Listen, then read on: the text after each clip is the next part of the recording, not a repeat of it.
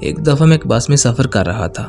اس بس کے اندر ایک سانولی رنگت والی عورت تھی جس کا تعلق کسی غریب طبقے سے تھا۔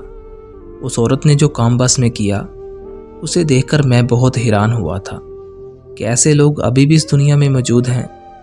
تو واقعہ کچھ یوں ہوا تھا کہ اس عورت نے بڑی عزت کے ساتھ آواز دی، آ جائیے میڈم، اب یہاں پر بیٹھ جائیں۔ کہتے ہوئے اس نے اپنی سیٹ پر ایک استانی کو بٹھا دیا اور خود بس میں کھڑی ہو گئی۔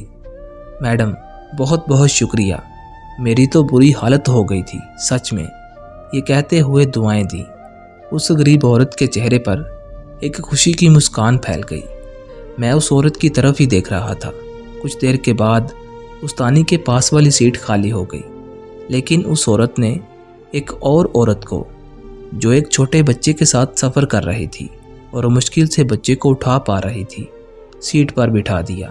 اگلے پڑاؤ پر بچے والی عورت بھی اتر گئی، سیٹ پھر سے خالی ہو گئی، لیکن اس نیک دل عورت نے پھر بھی بیٹھنے کی بالکل کوشش نہیں کی، بلکہ اس نے ایک کمزور اور بزرگ آدمی کو بٹھا دیا جو ابھی ابھی بس میں سوار ہوئے تھے۔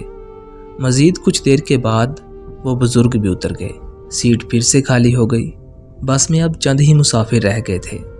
اب استانی نے اس غریب خاتون کو اپنے پاس بٹھایا اور پوچھا کہ کتنی بار سیٹ خالی ہوئی لیکن آپ لوگوں کو بٹھاتی رہیں، خود کیوں نہیں بیٹھی، کیا بات ہے؟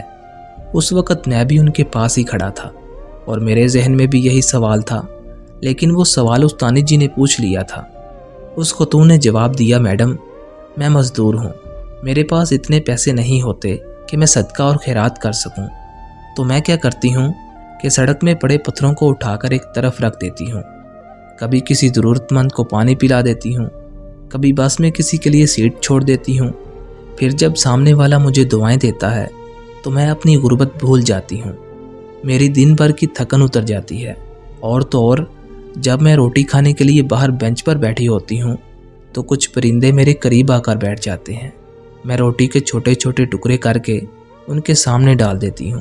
جب وہ خوشی سے چلاتے ہیں تو خدا کی مخلوق کو خوش دیکھ کر میرا پیٹ بھر جاتا ہے۔ روپے پیسے نہ صحیح، سوچتی ہوں دعائیں تو مل جاتی ہیں نا مفت میں، فائدہ ہی ہے نا، اور ہمیں کیا ہی لے کر جانا ہے اس دنیا سے۔ استانی اس کی باتیں سن کر ہکی بکی رہ گئی۔ ایک ان پڑھ دکھنے والی غریب عورت اتنا بڑا سبق جو پڑھا گئی تھی۔ میں بھی اس عورت کی باتیں سن کر بہت حیران ہوا تھا کہ ہم نے تو کبھی ایسا سوچا بھی نہیں ہوگا۔ کہ آپ نے کبھی سوچا؟ مجھے کمنٹ میں ضرور بتائیے گا۔